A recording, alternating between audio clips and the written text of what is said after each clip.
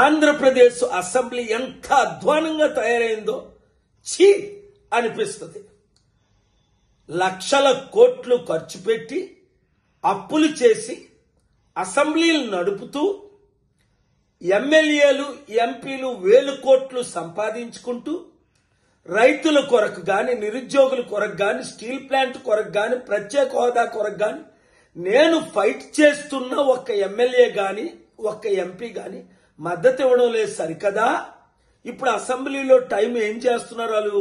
ఆ Kamineni BJP MLA అంట శ్రీనివాసరావు, ఆయన నిలబడి జగన్మోహన్ రెడ్డి సైకో అని ఆయన ఏదో అనేశాడు. అందరూ తిడితే ఇప్పుడు సారీ అంటాడు. మరి ఈ బాలకృష్ణ అయితే ఇంకా అధ్వానంగా ఆ ఎన్టీ రామారావు గారికి ఎంత చెడ్డ పేరు ఇలాంటి వాళ్ళు పుట్టడం, తాగేసి వచ్చాడని చాలా మంది అంటున్నారు.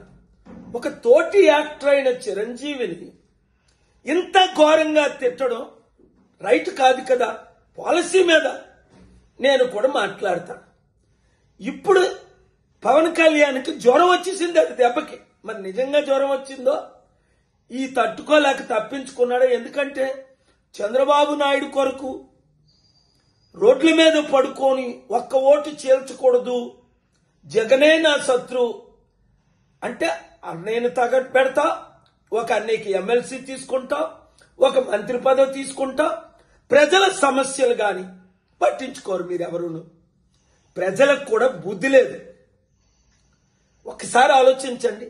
ఇలాంటి దొంగలకి, గజ దొంగలకి, దుష్టులకి, దుర్మార్గులకి, నీచులకి, అసహ్యులకి మరలా మీరు ఓటేస్తే మీకు సిగ్గులేదు. నేను చెప్తున్నాను, మార్పు రావాలి.